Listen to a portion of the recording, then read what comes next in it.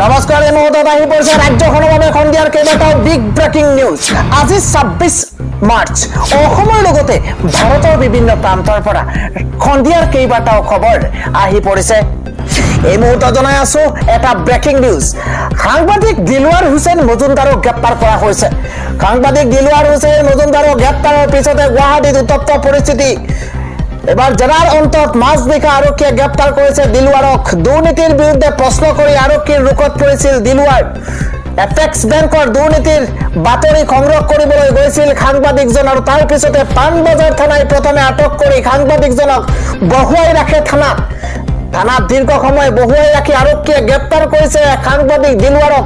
ইয়াৰ গণতন্ত্ৰৰ ওপৰত আক্ৰমণ এই মন্তব্য অখিল গগৈ। কেৱল সিমানেই নহয়, মীৰা বৰঠাকুৰে কৈছে অসমৰ সকলো মানুহ সাৱধান হোৱা উচিত, কিয়নো সকলোকে বিজেপিকৰণ কৰিবলৈ বিচাৰিছে হিমন্ত বিশ্ব শৰ্মাই। নিৰপেক্ষ সাংবাদিকতা কৰিবলৈ জেলৰ ভাত খাব লাগিব সাংবাদিকসকলে।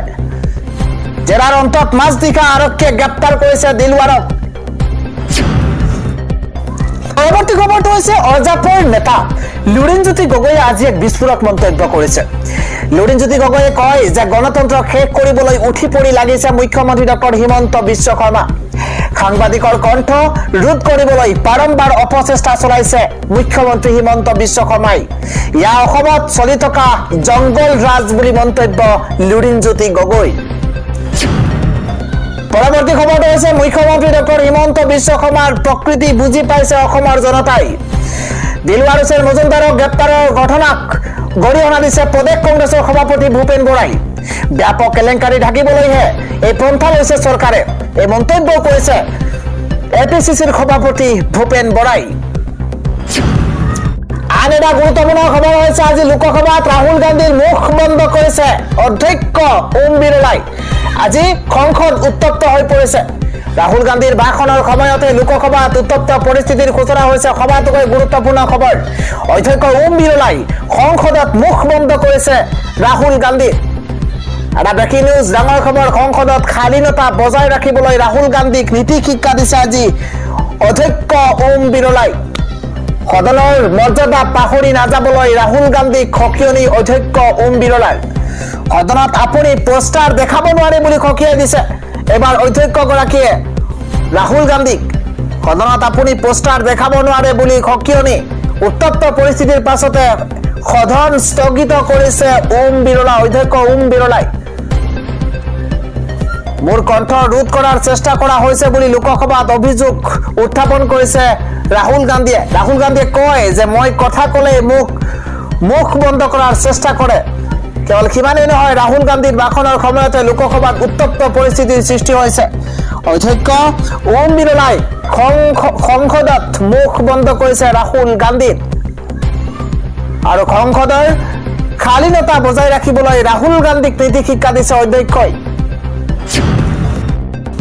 পৰৱৰ্তী আন এটা ডাঙৰ খবৰ হৈছে মাত্ৰ কেইটামান ঘণ্টা বাকী আৰু তাৰ পিছতে আৰম্ভ হ'ব IPLৰ হাই ভল্টেজ মেচ। আজি বৰ্ষাপাৰা, গুৱাহাটী বৰ্ষাপাৰা ষ্টেডিয়ামত ৰাজস্থান ৰয়েলছ বনাম কলকাতা নাইট ৰাইডাৰ্ছ। আজি 7:30 বজাৰ লগে লগে হাই ভল্টেজ মেচ উপভোগ কৰিবলৈ পাৰিব। আজি বৰ্ষাপাৰা ষ্টেডিয়ামৰ আৰম্ভ হ'ব IPLৰ এখন হাই ভল্টেজ মেচ। কোনটো দলক আপুনি সমৰ্থন কৰে? আপুনি ৰাজস্থান ৰয়েলছক সমৰ্থন কৰে নে কলকাতা নাইট ৰাইডাৰ্ছক সমৰ্থন কৰে? কোনে কিমান ৰান ল'ব, কোনে কিমানটা উইকেট দখল কৰিব? আপুনি আপোনাৰ মতামত আমাৰ কমেণ্ট খোলা আছে, আপুনি কমেণ্ট কৰিব পাৰে। আজিৰ সন্ধিয়াৰ সবাতোকৈ গুৰুত্বপূৰ্ণ খবৰ হৈছে এইবাৰ দুই কিংমেকাৰ নীতিশ কুমাৰ আৰু চন্দ্ৰবাবু নাইডুৱে পাভলুটি মাৰিব নেকি? বিহাৰত লাখ লাখ মুছলমানে তীব্ৰ প্ৰতিবাদ সাব্যস্ত কৰিছে। এই মুহূৰ্তত এটা পলিটিকেল ব্ৰেকিং নিউজ জনোৱাৰ চেষ্টা কৰিছো। মুছলমানৰ প্ৰতিবাদৰ সিদ্ধান্ত সলনি কৰিব নেকি দুই কিংমেকাৰে, নীতিশ কুমাৰ আৰু চন্দ্ৰবাবু নাইডুৱে? আজি লাখ লাখ মুছলমানে বিহাৰৰ পাটনাত সাব্যস্ত কৰিছে তীব্ৰ প্ৰতিবাদ। এই মুহূৰ্তত এটা ডাঙৰ খবৰ জনোৱাৰ চেষ্টা কৰিছো। মুছলমানে সাব্যস্ত কৰিছে তীব্ৰ প্ৰতিবাদ। JDU আৰু TDPক প্ৰতিবাদেৰে বিজেপিৰ মিত্ৰদল JDU আৰু TDPক প্ৰেৰণ কৰিব বাৰ্তা। বিহাৰৰ পাটনাত অল ইণ্ডিয়া মুছলিম পাৰ্চনেল ল বোৰ্ডে সাব্যস্ত কৰিব প্ৰতিবাদ ৱাকফ সংশোধনী বিধায়কৰ বিৰুদ্ধে প্ৰতিবাদত অংশ ল'ব ভিন্ন প্ৰান্তৰ মুছলমানে বিতৰ্কিত বিধায়কৰ সমৰ্থন প্ৰত্যাহাৰ কৰিব লাগিব নীতিশ কুমাৰ আৰু চন্দ্ৰবাবু নাইডুৰ দলে এআইএনপিভিয়ে লৈছে চলু পাটনা কাৰ্যসূচী এটা বিগ নিউজ মুছলমানৰ প্ৰতিবাদৰ সিদ্ধান্ত সলনি কৰিব নেকি নীতিশ নাইডুৱে পৰৱৰ্তী ডাঙৰ খবৰ হৈছে এবাৰ বিজেপিৰ ভেটি মজবুত হৈছে বিটিআৰত শক্তিশালী ৰূপত এবাৰ বিজেপি কংগ্ৰেছ বিপিএফ এৰি এবাৰ খ লোকে দেখিবলৈ খ মুছলমানে বিজেপিৰ ভাৰতীয় জনতা পাৰ্টিৰ ভেটি মজবুত কৰিছে বৃহৎ যোগদান কাৰ্যসূচী আজি দেখিবলৈ পোৱা গৈছে বিটিআৰত শক্তিশালী ৰূপত বিজেপি বিপিএফ কংগ্ৰেছ এৰি খ লোকে এবাৰ ভাৰতীয় জনতা পাৰ্টিলৈ ঢাপলি মেলিছে কুমাৰকাটাত বিজেপিত যোগদান কৰিছে 5 শতাধিক সংখ্যালঘু লোকে তামুলপুৰৰ দৰঙাজুলি পৰিষদীয় সমষ্টিত বৃহৎ যোগদান কাৰ্যসূচী বিজিত গৌৰা নাৰ্জাৰীৰ উপস্থিতিত যোগদান কাৰ্যসূচী দেখিবলৈ পোৱা গৈছে বিপিএফ আৰু এবছুৰ নেতাৰো যোগদান বিজেপিত এই মুহূৰ্তত ভাল খবৰ বিপিএফৰ প্ৰাক্তন সম্পাদক নমল কলিতাৰ বিজেপিত যোগদান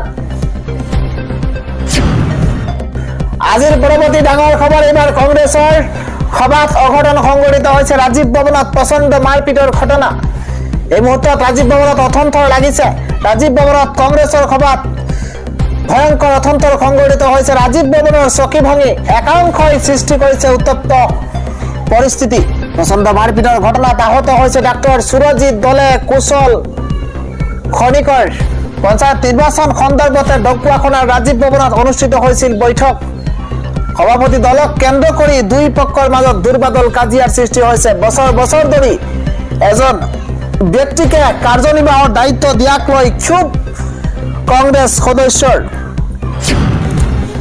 আন এটা ভাল খবৰ হৈছে এবাৰ শিক্ষা বিভাগত খালী হৈছে 4500টা শিক্ষকৰ পদ 8 এপ্ৰিল অন্তিম ডেডলাইন বান্ধি দিয়া হৈছে তাৰ পূৰ্বে নিবনুৱাসকলে কৰিব পাৰিব আবেদন এটা অতিকৈ ভাল খবৰ ৰাজ্যৰ লাখ লাখ নিবনুৱাৰ বাবে ভাল খবৰ কিয়নো শিক্ষা বিভাগত একেলগে নিযুক্তি দিয়া হ'ব 4500টা পদ 8 এপ্ৰিলৰ পূৰ্বে কৰিব লাগিব তাৰ বাবে আবেদন নিম্ন প্ৰাথমিকত 2900টা পদ খালী হৈছে উচ্চ প্ৰাথমিকত 1600টা পদ খালী হৈছে আৰু এটেট আৰু সিটেট উত্তীৰ্ণ এই পদসমূহৰ বাবে আবেদন কৰিব পাৰিব নিম্ন আৰু উচ্চ প্ৰাথমিকত কৰিব পাৰিব আবেদন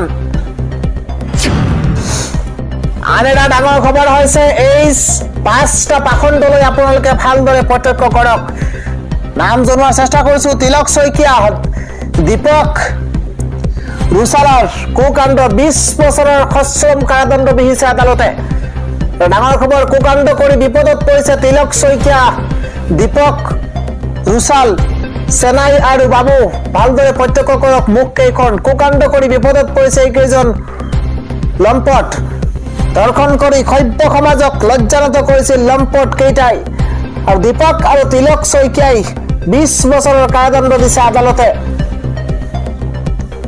আনহাতে কাশীচৰণ বিশ্বাসক 30 বছৰৰ কাৰাদণ্ড আদালতৰ কেৱল কিমানেই নহয় হত্যাৰ চেষ্টা চলোৱা চেনাই চাংমাইক 6 বছৰৰ সশ্ৰম কাৰাদণ্ড বিহিছে আদালতে বাবু কৰ্মকাৰক 10 বছৰৰ সশ্ৰম কাৰাদণ্ড ধেমাজি জিলাৰ সত্ৰ ন্যায়াধীশৰ আদালতৰ তৰফৰ পৰা ঐতিহাসিক ৰায়দান প্ৰদান কৰা হৈছে